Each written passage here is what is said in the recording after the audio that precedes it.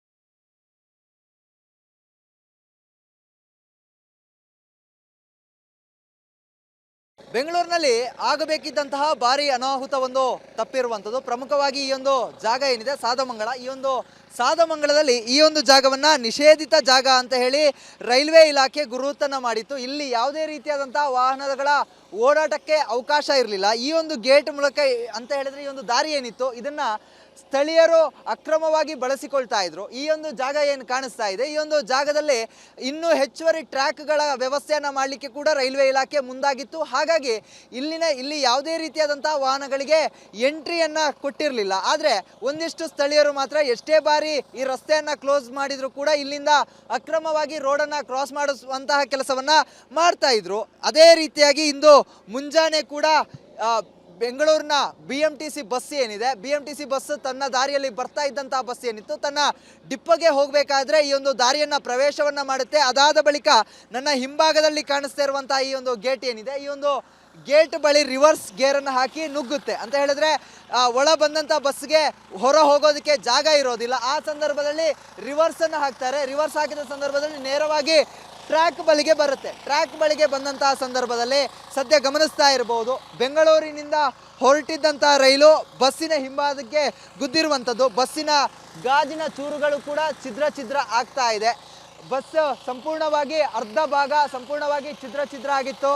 ಪ್ರಮುಖವಾಗಿ ಏನು ಈ ಒಂದು ದುರಂತ ಏನಿದೆ, ಒಂದು ಸ್ವಲ್ಪ ಯಾಮಾರಿದ್ರು ಕೂಡ ರೈಲ್ನಲ್ಲಿದ್ದಂತಹ ಪ್ರಯಾಣಿಕರು, ಅದರ ಜೊತೆಗೆ ಬಸ್ನಲ್ಲಿದ್ದಂತಹ ಚಾಲಕ ಮತ್ತು ನಿರ್ವಾಹಕರಿಗೆ ಕೂಡ ಗಂಭೀರ ಗಾಯ ಆಗ್ತಾಯಿತ್ತು. ಆದರೆ ಅದೃಷ್ಟವಶಾತ್ ಯಾವುದೇ ರೀತಿಯಾದಂತಹ ಪ್ರಾಣಾಪಾಯ ಆಗಲಿ ಅಥವಾ ಗಂಭೀರ ಗಾಯಗಳಾಗಿಲ್ಲ. ಆದರೆ ಕಂಡಕ್ಟರ್ಗೆ ಸಣ್ಣ ಪುಟ್ಟ ಗಾಯಗಳಾಗಿದೆ.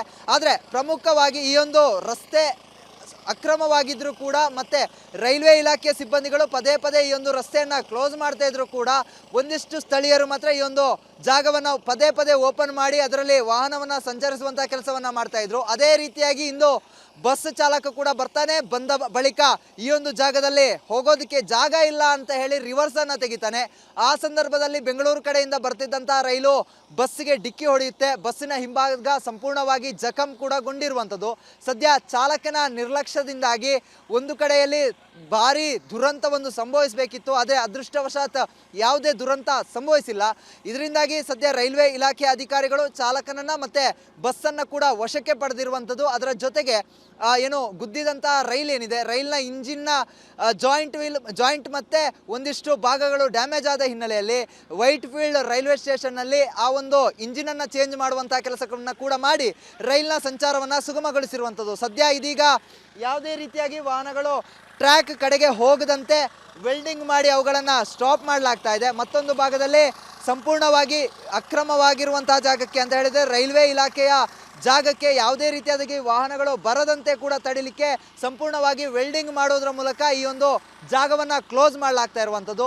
ಒಟ್ಟಿನಲ್ಲಿ ಬೆಂಗಳೂರಿನಲ್ಲಿ ನಡಿಬೇಕಾಗಿದ್ದಂತಹ ಒಂದು ದುರಂತ ಕ್ಷಣಾರ್ಧದಲ್ಲಿ ತಪ್ಪಿ ಹೋಗಿದೆ ಅಂತ ಹೇಳಿದರೆ ತಪ್ಪಾಗಲಿಕ್ಕಿಲ್ಲ. ಒಂದು ಕಡೆಯಲ್ಲಿ ಸ್ಥಳೀಯರ ನಿರ್ಲಕ್ಷ್ಯ ಮತ್ತು ಅದರ ಜೊತೆಗೆ ಬಸ್ ಹೋಗೋದಿಲ್ಲ ಅನ್ನೋದು ಗೊತ್ತಿದ್ರೂ ಕೂಡ ಬಂದಿದ್ದಂಥ ಬಸ್ ಚಾಲಕನ ನಿರ್ಲಕ್ಷ್ಯದಿಂದಾಗಿ ಮಹಾ ಎಡವಟ್ಟೆ ಎದುರಾಗಿರುವಂಥದ್ದು. ಕ್ಯಾಮ್ರಾ ಪರ್ಸನ್ ಮಂಜುನಾಥ್ ಜೊತೆಗೆ ಚರಣ್, ರಿಪಬ್ಲಿಕ್ ಕನ್ನಡ, ಬೆಂಗಳೂರು.